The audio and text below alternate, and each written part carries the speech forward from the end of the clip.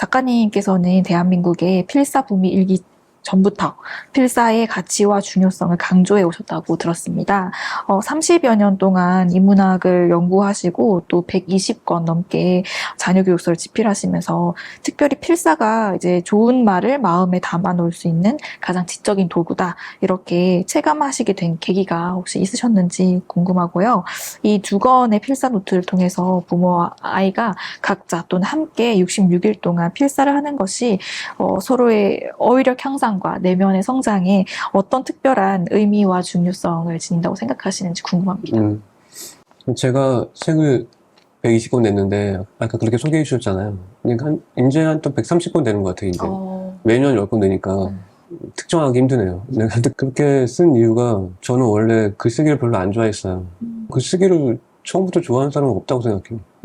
너무 더 힘든 일이기 때문에 보람을 느낄 수 있어야 돼. 보람과 가치를 찾는 사람만이 글쓰기를 포기하지 않을 수 있거든요.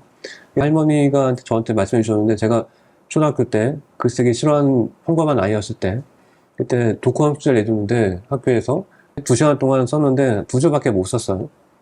근데 그렇게 저 혼자서 나 2시간 또 버렸네, 짜증나, 진짜 쓰지도 못하는 게 써야 되는 생각하고 있는데, 할머니가 오시더니 정환아 뭐하니? 나 그렇게 설명해 드렸죠. 그랬더니 할머니께서 저한테 이렇게 말씀하셨어요. 우리 종원이는 마음이 되게 깊어. 그래서 그 깊은 곳에서 꺼내 올리는데 시간이 오래 걸리는 거야.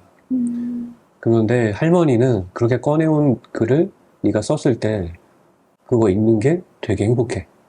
얼마든지 기다릴 수 있으니까 써봐. 이렇게 말씀해 주셨어요. 그러면 이제 할머니는 저한테 뭘 주셨냐면, 네가 쓴 2시간은 가치 있는 거야. 꺼내는 중이니까. 그리고 그렇게 쓴 글을 내가 글로 표현하는 게 힘들지만 할머니가 내 첫 독자가 돼주시지. 보람이 느껴져. 그 가치가 있어. 그러니까 그때부터 제가 계속 글을 써왔던 거예요. 못 쓰지만. 처음에 못 쓰는 게 당연해요. 그러니까 저는 국문학과 출신도 아니거든요. 글쓰기 배운 적도 없어요. 배우지 않았기 때문에 저만의 방식으로 쓸 수 있죠. 제가 SNS를 운영하니까 SNS 갖고 이런 댓글 달리는데, 쓰신 글만 보고 왔는데 김종원 작가님 쓰신 글 같은데? 하고 왔는데 역시 김종원 작가님이네요. 이게 어떤 거냐면, 글에는 각 분야에 좀 높은 위치에 가면 어떤 게 생기냐면 그 안에 감성을 담을 수 있게 돼요. 그래서 저는 아는 작곡가가 있는데, 그 작곡가는 AI가 있지만 자기 밥 먹을 걱정 전혀 하지 않아요. AI는 나의 감성을 흉내낼 수 없으니까. 그러니까 여러분이 부모님께서 가져야 할 것이 아이한테 감성을 주는 거, 자기만의 감성. 그래서 다른 수많은 사람들로부터 그 아이를 구분짓게 할 수 있는 것들. 내 아이는 이게 다르지. 이거라고 전 생각을 하고, 그때 할머니께서 주신 말씀으로 그렇게 글 쓰기 시작했는데, 그러다가 제가 글을 계속 쓰면서 책을 한 30권쯤 썼을 때, 30권 썼을 때까지 저는 아직까지 2세를 찍지 못하는 그런 무명 작가였거든요. 그날 어느 날 제가 교보문고 광화문점 가서 베스트셀러 코너 앞에 이렇게 구경하고 있었어요. 나는 언제쯤 저런 베스트셀러를 쓸 수 있을까?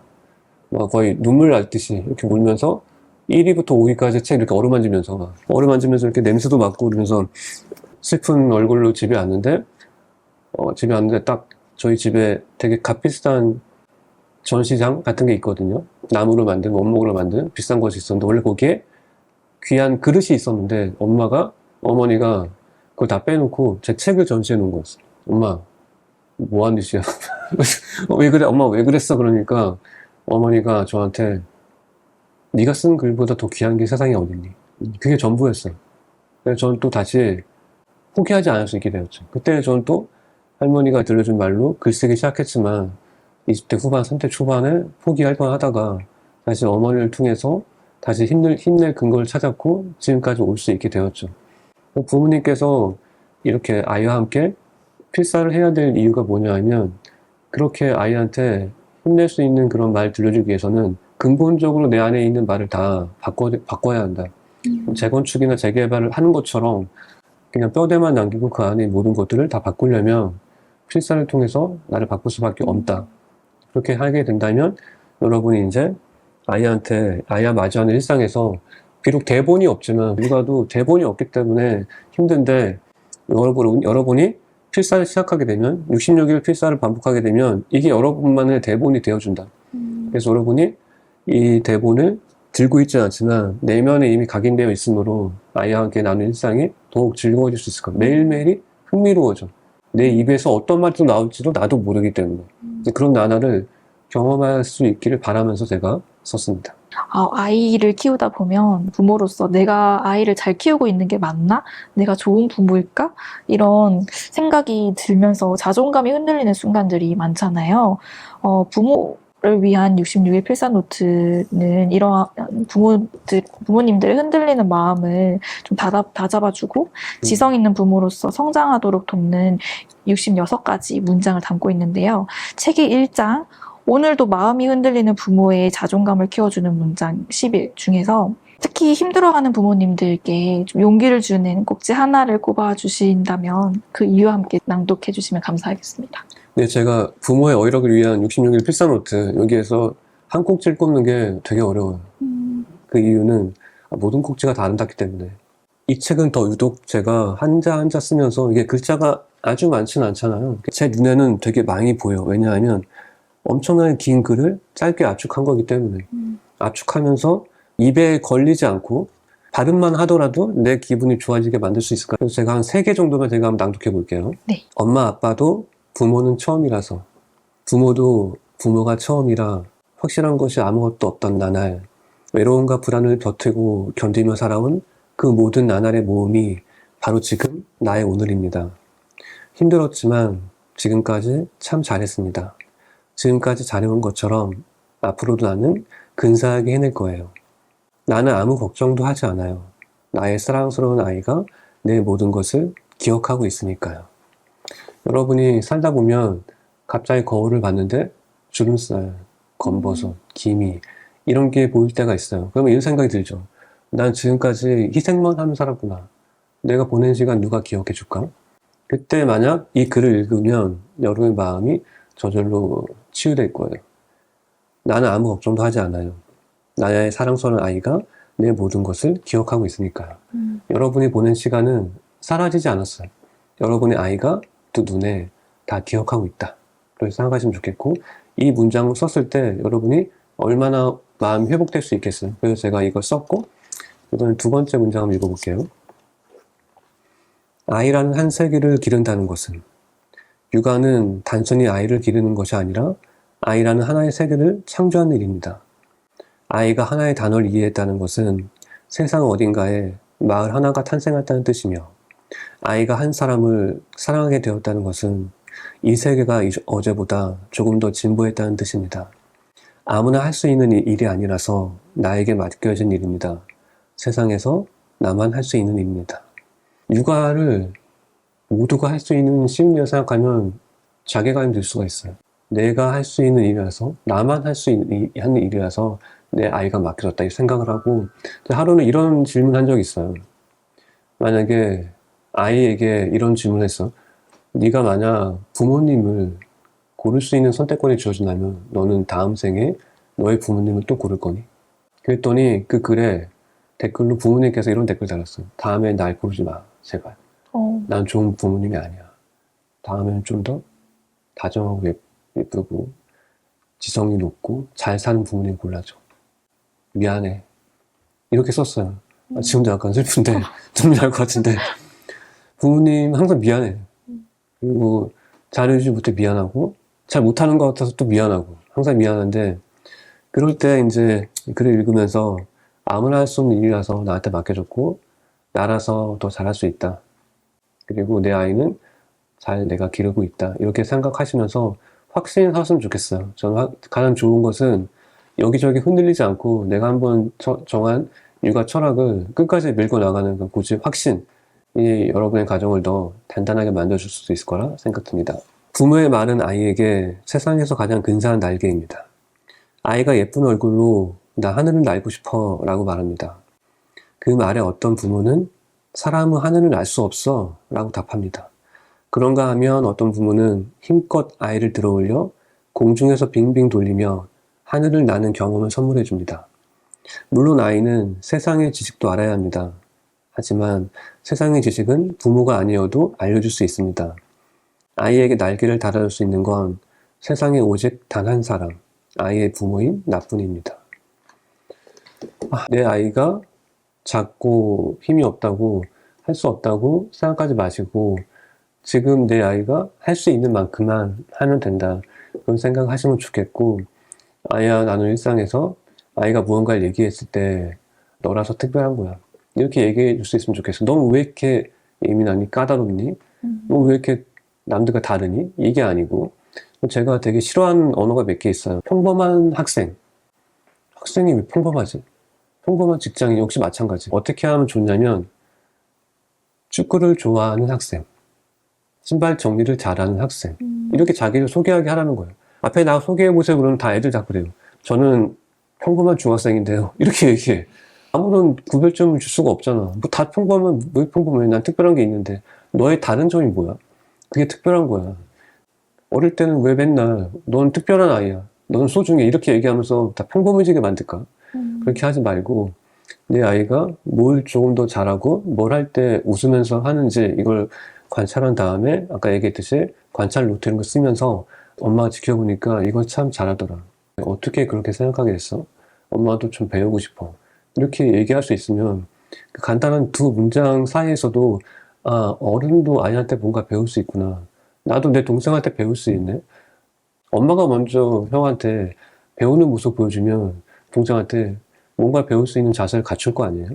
이게 보고 싶은 모습을 먼저 보여줘라. 이런 게 가장 먼저 모범이 될 수 있을 것 같다 생각이 들고 그게 바로 아이의 어휘력을 위한 필사 노트와 부모의 어휘력을 위한 욕심 필사 노트 안에 필사를 하면 저절로 갖게 되는 그런 능력이다 이런 생각이 듭니다. 아이의 어휘력을 위한 필사 노트는 아이들이 자존감, 감정, 관계, 태도, 가치, 가능성의 말 66가지를 따라 쓰면서 마음의 키가 자라도록 구성되어 있습니다. 그런데 이제 책과 거리가 멀거나 글쓰기를 유독 싫어하는 아이들한테 매일 필사를 권하는 게 쉽지 않을 수 있지 않아요. 아이들한테 필사를 좀 즐거운 습관으로 만들어주기 위해서 이 책의 생각 연습 코너 등을 활용해서 어떤 방식으로 다가가고 격려하면 좋을지 말씀 부탁드리겠습니다. 아이들이 처음에 필사할 때 어려워할 것이다. 이거는 예상이에요. 어려워하는 건 부모님이 어려워해요. 되게 하기 싫어하고. 제가 네이버 밴드에 필사 노트가 2개 있거든요. 하나는 아이와 하루 5분 필사. 멤버가 한 27,000명 있어요. 아이와 함께 하루 5분 필사를 보면 가장 자주 올라온 그 글의 뉘앙스가 어떤 거냐면 난 하기 싫었는데 애가 하자고 해서 올립니다. 이게 가장 많아요. 그게 많고 두 번째는 이거 저녁 시간에 여유롭게 하려고 했는데 아이가 학교 등교하면서 아침 해야 된다고 막 얘기해서 등교하기 전에 얼른 바빠요. 바쁜 시간에 아이가 필사하고 등교해. 아이가 힘들어할 거다, 하기 싫어할 거다, 귀찮아할 거다 하는 것은 다 내 마음이에요. 내 생각. 물어본 적도 없고 해본 적도 없잖아요. 여러분이 내 생각을 말하지 말고 내 생각이 아이 생각처럼 말하지 말고 하게 되면 좋아한다. 일곱 빛과 감정나라 교보문 강연회에서 부모님과 아이랑 같이 번갈아 낭독했을 때 그 순간을 아이가 정말 행복하게 느껴서 학교에 가서 학원에 가서 선생님 아이들 다 자랑하고 그날 일기 그거 썼다. 이게 싫으면 할 수 있을까요? 싫으면 하루도 안 할 거예요. 돈을 줘도 안 하죠. 근데 내가 정말 알리고 싶을 정도로 좋았던 나의 하루였기 때문에 그 빛나는 하루를 자랑하지 않을 수가 없었던 거예요. 아이가 필사라는 거를 싫어한다고 생각하지 말고 한번 시작해보자. 시작하면 아이는 더 좋아하게 돼. 그러니까 여러분이 짐작하지 말고 재단하지 말고 시작했으면 좋겠고 시작하게 되면 어떻게 변하냐면 밴드나 DM이나 메일로 되게 많이 와요. 어떤 메일이 오냐면 작가님 필사를 좀 더 아이랑 같이 빨리 시작할 거 그랬어요. 정말 필사를 하면서 아이와 나누는 마음과 대화의 느낌이 달라진 걸 느낍니다. 제 입에서 이런 말이 나올 줄 몰랐어요. 이제 나쁜 말 나오는 게 더 이상해요. 예쁜 말만 나오게 됩니다. 변할 것 같지 않던 제 남편도 변하기 시작했어요. 남편도 저기 구석에서 혼자 놀고 있더니 이제 같이 필사를 하자고 해요. 온 가족이 다 필사를 하게 됐어요. 작가님 책을 기다리고 있어요. 작가님 책으로 사춘기 아이 필사로 다 길렀습니다. 이런 말이 되게 많이 있어요. 여러분들도 그런 필사의 기적. 그래서 항상 부모의 시작이 아이가 만난 기적의 시작이다 이렇게 생각을 해요. 모든 의심을 다 던져버리고 확신만 남기고 한번 시작해 보시길 바라겠습니다. 아이의 어휘력 위한 필사 노트를 좀 더 생산성 있게 활용하려면 여기 뒤에 생각 연습이 있어요. 생각 연습. 이게 왜 중요할까? 아이는 생각은 아는데 생각을 연습해 본 적이 없을 거예요. 그래서 생각이 뭔지는 아는데 정확히 뚜렷하게 정의할 수는 없어. 뭔지는 알 수 없기 때문에 이걸 통해서 이제 어떻게 알게 되냐면 생각 연습의 첫 페이지에 이런 게 있어요. 낭독해 볼게요. 나는 어떤 사람인가요? 다른 사람에게는 없는 너만의 장점은 뭐라고 생각하니? 어떤 일을 할 때 가장 행복하니? 생각만으로도 널 기쁘게 해주는 게 뭐야? 요즘 네가 아끼는 물건이 있잖아. 그 물건을 아끼는 이유가 뭐야? 이게 생각 연습은 뭐냐면 생각을 묻고 생각한 것을 아이한테 설명하게 해주는 거예요. 이게 왜 중요하냐면 설명은 천재들의 영역이에요. 그리고 우리는 내가 설명할 수 있는 것만 볼 수 있어요. 내가 설명할 수 없는 것들은 눈에 안 보여. 내 눈에 보인다는 것은 설명할 수 있는 거죠. 이런 게 있죠. 우리는 아는 만큼 볼 수 있다. 하지만 본 만큼 알 수 있다. 그래서 아이들한테 본 만큼 알 수 있게, 아는 만큼 볼 수 있고, 본 만큼 또 알 수 있고, 그 24시간 내내 아이의 생각을 자극해서, 긍정적으로 자극해서 더 많은 지식을 쌓을 수 있게 만드는 말이 이 생각 연습 안에 있어요. 그래서 이게 중요해. 오른쪽에 페이지에 뭐가 있냐면, 이렇게 읽어볼게요. 소중한 나에게 이런 말 들려주면 더욱 용기가 샘솟을 거예요. 다른 사람은 없지만 나에게는 있는 나만의 장점은 뭐뭐뭐입니다. 이렇게 브랭크가 있어요. 브랭크를 아이가 채우기 위해서 생각을 하면서 이제 좀 더 나은 생각을 할 수 있게 되겠죠. 이 생각 연습이 그래서 중요한데 이게 어떤 텍스트를 기준으로 나왔냐면 1번을 제가 한번 낭독해 볼게요. 1번이 뭐냐면 나는 참 괜찮은 사람이에요. 좋은 일은 항상 있어요. 오늘도 어떤 좋은 일이 생길지 기대하고 있어요. 나는 참 괜찮은 사람이에요. 언제나 주변 사람들을 배려하거든요. 나는 섬세하게 말하고 행동해요. 내 주변 사람들을 따뜻하게 해주고 싶어요. 여기서 아이가 이걸 읽으면서 우측 페이지에 필사하면서 뭘 알게 되냐면 배려가 무엇인지 알게 되고 섬세한다는 게 무엇인지 알게 되고 알게 된다는 건 뭐냐 하면 그 가치를 알게 돼요. 가치를 알게 되면 하게 되지. 안 할 수가 없게 돼요. 가치를 모르기 때문에 실천하지 않는 것이다. 그래서 좀 배려해. 배려하라고 했지. 이렇게 하면 배려하지 않지. 그 배려해 라는 말에는 설명이 들어있지 않잖아요. 가치도 없고. 근데 이렇게 언제나 주변 사람들 배려하거든요. 그래서 난 참 괜찮은 사람이에요. 나는 섬세하게 말하고 행동해요. 내 주변 사람들을 따뜻하게 해주고 싶어서요. 목적성이 있잖아요. 이렇게 낭독하면서 아이가 이 문장을 자기 안에 체화할 수 있고 이 문장 안에 있는 단어, 배려하다, 섬세하다는 말을 실천할 수 있는 근거와 설명과 가치를 품게 된다. 그래서 이렇게 필사를 통해서 어휘력과 함께 단단한 자존감도 기를 수 있다. 이렇게 말씀드리고 싶네요.